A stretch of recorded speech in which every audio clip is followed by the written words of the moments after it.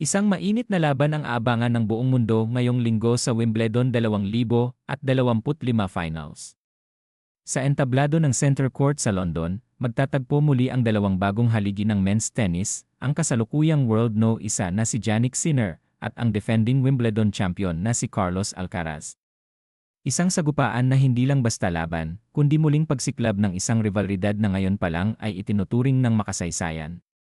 Pasabog ang naging performance ni Sinner sa semifinals matapos nitong dominahin si Novak Djokovic sa loob lamang ng 3 sets, 6-3, 6-3, 6-3, 6-4. Isang masterclass ang ipinakita ng 23 anyos na Italian, na ngayon ay aabot sa kanyang kauna-unahang Wimbledon final at ika-5 Grand Slam final sa kabuuan.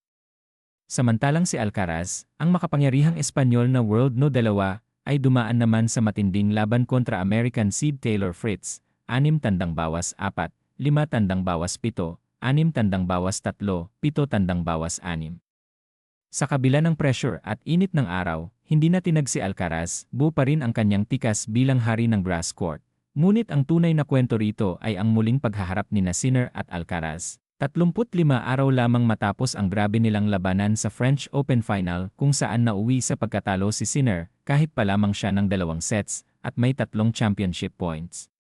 Para kay Sinner, ito na ang pagkakataong bumawi at patunayan na hindi lang siya hari ng hardcourt, kundi maaari ring umangkin ng korona sa Wimbledon, isang malaking karangalan na makasama ulit si Carlos sa court, pahayag ni Sinner. Isa siyang manlalaro na hinahangaan ko at lagi akong na-excite kapag kalaban ko siya. Aminado ang Italyano na si Alcaraz ang tumalo sa kanya sa huling 5 beses nilang paghaharap, ngunit hindi niya kinakalimutang siya rin ang huling tumalo sa Alcaraz sa Wimbledon noong 2022. Samantala, si Alcaraz ay ramdam na rin ang bigat ng labang ito. Yung laban namin sa Paris ang pinakamagandang laban na nalaro ko, sabi ni Alcaraz. At ngayong magkikita kami ulit sa Wimbledon, sigurado akong ibibigay naming dalawa ang lahat. Dagdag pa niya, sana lang hindi umabot ng 5 oras, sabay tawa, ngunit malinaw, handa siyang ibuhos muli ang puso't pawis kung kinakailangan. Hindi rin nakaligtas sa atensyon ang pagkatalo ni Novak Djokovic, na ngayon ay hindi nakaabot sa Wimbledon final sa unang pagkakataon mula 2017. Sa edad na 38 at may dinaramdam pang injury, tila unti-unti na ring tinatanggap ni Djokovic ang limitasyon ng kanyang katawan. Hindi ko pa balak magretiro, giit ni Djokovic. Babalik ako sa center court, sigurado yan.